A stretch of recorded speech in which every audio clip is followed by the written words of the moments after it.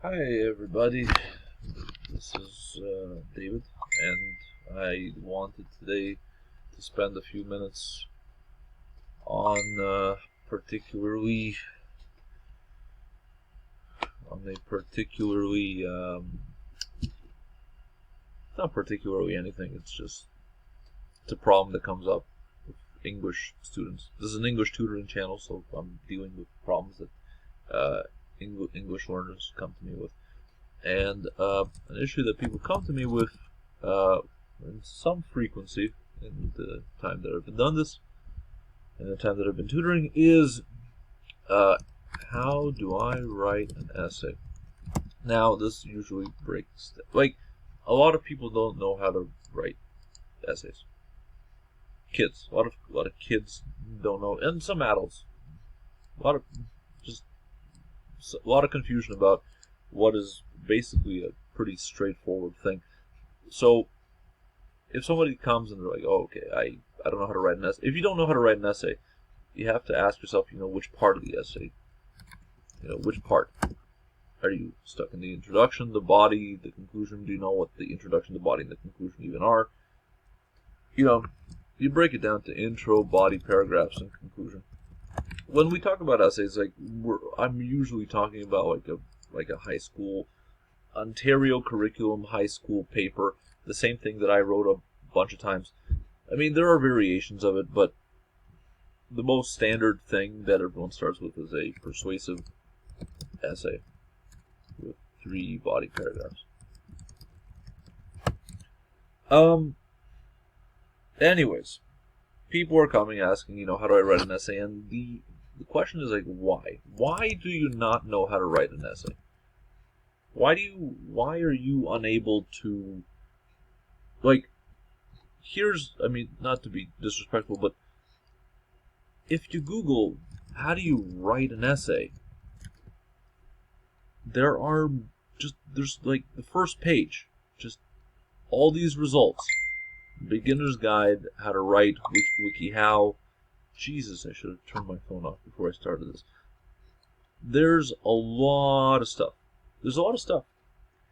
And even if I just press the WikiHow, understand your assignment, check the formatting requirements, narrow your topic down, and then how do you organize your essay? This basically breaks it down for you. And so one has to wonder, how is it that so many people are confused by something that basically the simplest of Google searches will show you? Same thing, how to write a summary of an article, a summary of a book, how to write a compare and contrast essay, how to write a research paper, how to write a thesis. These are all things where there's so much stuff online. There's so much. And the confusion still happens. And so I tell students that ask me, how do I write an essay? I'm like, what have you done first? And they'll say, either I've done nothing, I'm very lost. But that's rare. People don't usually, very rare. Usually a student will have tried something, gotten confused, they don't know what to do. Usually the problem is their teacher doesn't tell them anything.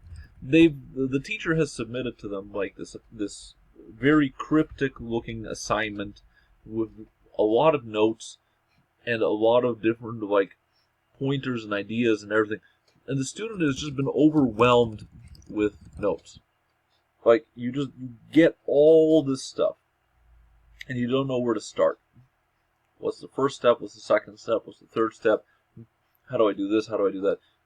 And the problem with notes is that, let's not get into the problems with notes, but basically, I guess it's a combination of things. And the combination of issues. Usually the teachers will provide notes. Okay, so actually this is a pretty relatable thing as I'm thinking about it. Basically, the teacher, no fault of their own, they're a good teacher, they're smart, they know what they're doing. They provide a little booklet booklet of notes, right? It could be in the form of an online chapter summary, like okay, so you go into an like online school, right? Learning modules, learning module number 1, learning module number 2, etc., etc., etc., and then use the lessons from number 2 in order to write your essay. And the person doesn't understand the learning module number 2. There's so much stuff there. There's like 30, 50 pages of materials, and they don't know what to look for.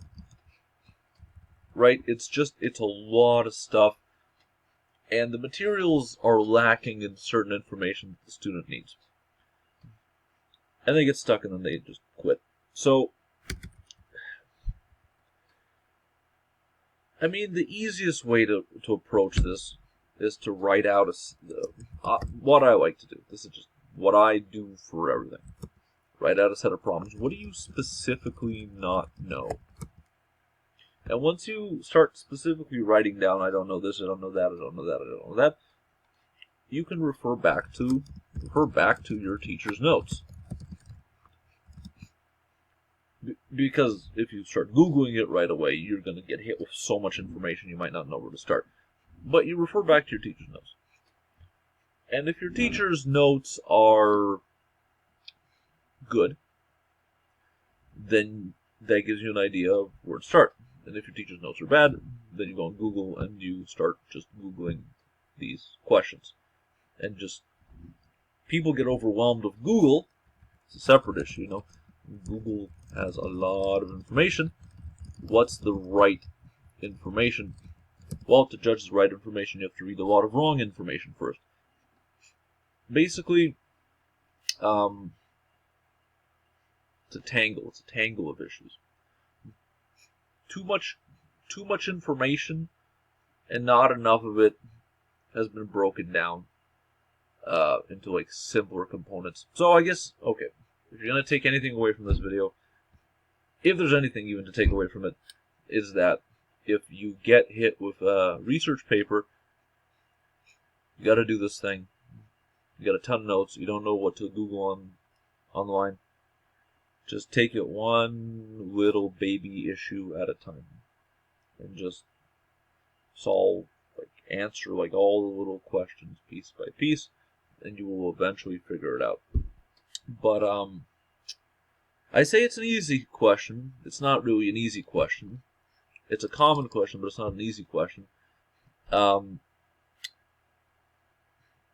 then again, I've had classes where I will sit with a student for literally, 1 to 3 hours. It's one class or 3 class. Usually it's 3 hours. You do a 3-hour class with a student, and they're like, okay, so how do I figure this out? Go online. How do I figure this out? Go online. How do I figure this out? Go online. And they figure it out. Because they're in grade 9, grade 10, grade 11. They can sort of sort out what they need to be looking for. And their confusion just evaporates.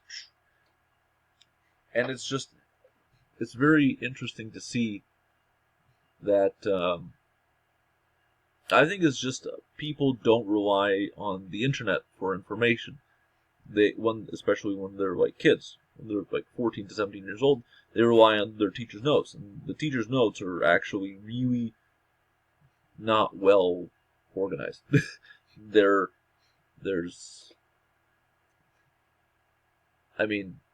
I haven't taken a grade 10 English class in a while, but I can imagine that it's far easier to just go online and just Google a specific query and get all the answers that you need, rather than go through all the module notes and all the textbook notes or whatever in order to get your answers.